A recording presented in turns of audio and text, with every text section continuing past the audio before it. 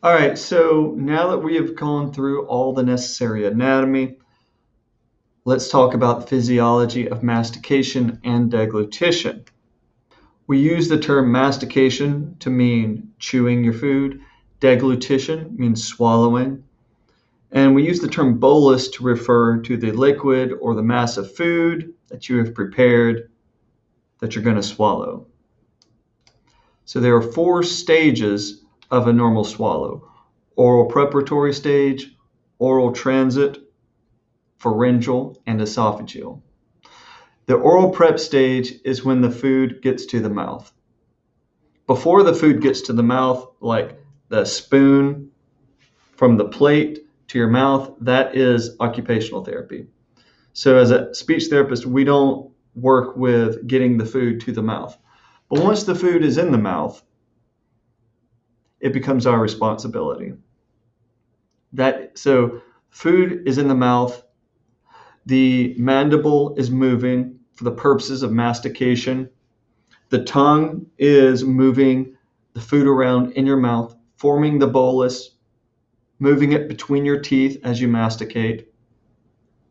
The buccinators are tensing, keeping food in the oral cavity, keeping food from falling into the buccal cavities. Once the bolus has been prepared to a satisfactory level, you stop masticating. At this point, your tongue moves the bolus posteriorly in the oral cavity. It moves it back to the posterior fascial pillars.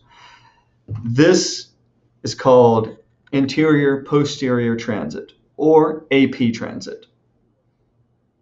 And this is the oral transit stage of the swallow. Some people simply refer to it as the oral stage of the swallow.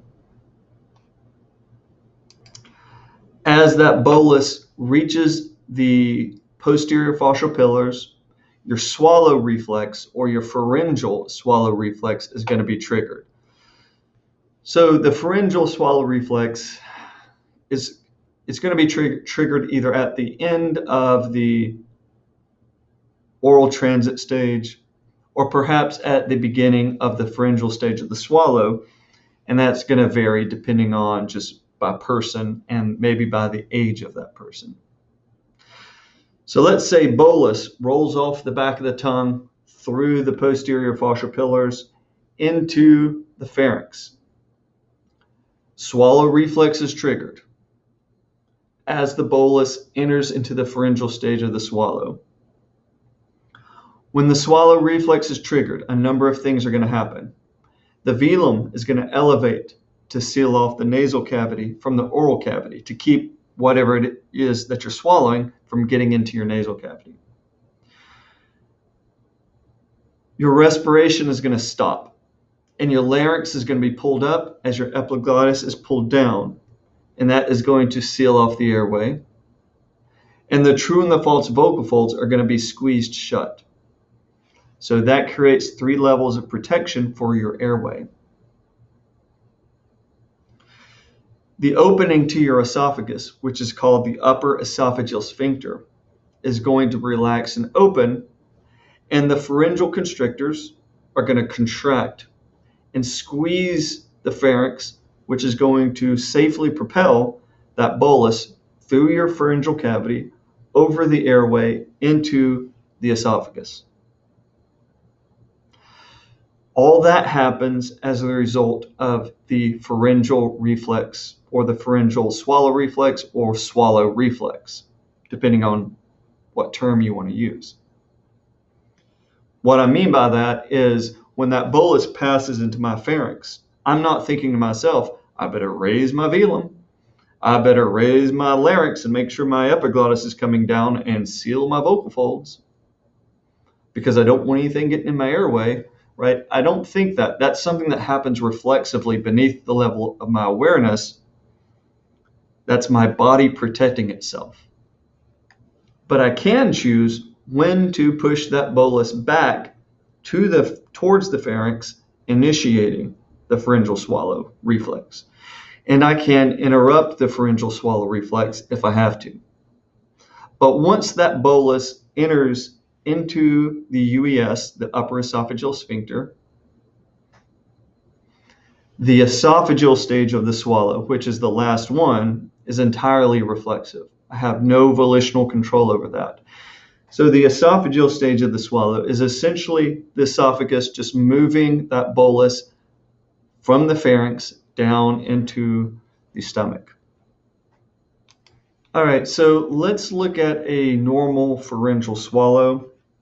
So this is not going to be the oral prep or oral transit stage, but just because when I talk about the pharyngeal swallow or the pharyngeal stage of the swallow, we talk about a lot of things happening. Velum elevates, epiglottis lowers, larynx pulls up, true false vocal folds close, UES relaxes and opens, pharyngeal constrictors constrict. Lots of things are happening, and I'm talking about them in a step-by-step manner to make it as clear to you as possible. But in reality, it's like these things are all happening simultaneously. So I'm going to play a video of a normal pharyngeal swallow. Okay, before we get to the swallow itself, let me orient you to what you're looking at. So here is the mandible. This is the ramus of the mandible. Anterior is here, Posterior is back here. So this is the front of the individual's neck. This white spot here, right there, that's the inside of the larynx. And you see this dark line, that is the esophagus. It's barium passing through the esophagus. So the pharynx is up here. So to illustrate to you how quick the pharyngeal swallow is, this is a person swallowing a thin liquid. It's that quick. So at the beginning of the video, you're seeing it start up here, and that's how quickly it passes through the pharynx. And at the end of it, you can see the epiglottis inverting is too quick to see, but you can see the epiglottis pop back up after the swallow. So here is, see, right now the pharynx is constricted. The bolus has just passed into the esophagus, and I'm going to hit play, and I'm going to try to catch the epiglottis popping back up right there.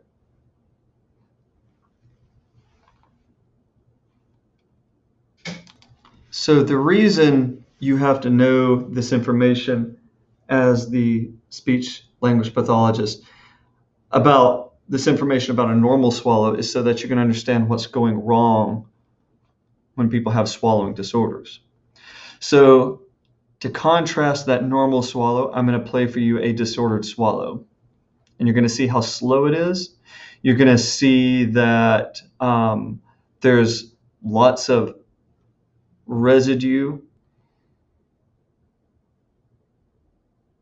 All right. So lots of problems here. First of all, the first problem is you can see the bolus is just pouring into the pharynx, meaning there's no pharyngeal swallow. The pharyngeal swallow reflex hasn't happened yet. And as a result, you can see that you have parts of the bolus just piling into the vallecula and the piriforms above an open airway. And that's a dangerous situation. So the bolus is being allowed to get into the pharynx all the way down within it before the swallow reflex is cued. And then when the swallow reflex finally is cued, you're going to see some of this dark barium. It's not going to pass, most of it is going to pass posteriorly into the esophagus, but you're going to see some pass anteriorly into the larynx. Right there. So during the swallow reflex, a piece of that barium squeezed out into the larynx, and you see it right there. And that is barium. If I slow down, you can see it coming forward. The esophagus is back here. So all the barium should be moving just like that. but you see that there is a good chunk of it that is headed through the airway and not back here.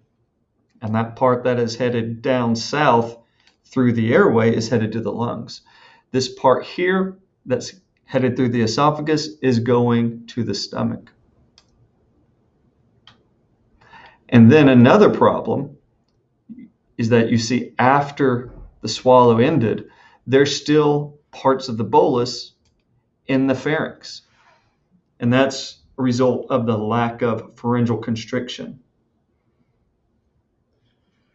So you have the bolus getting into the pharynx without triggering the swallow reflex in a timely manner. You have, during the swallow reflex, clearly the airway is not being sealed by the epiglottis or the true and the false vocal folds. And the pharyngeal constriction isn't doing a very good job of making sure all that bolus is being squeezed into the esophagus.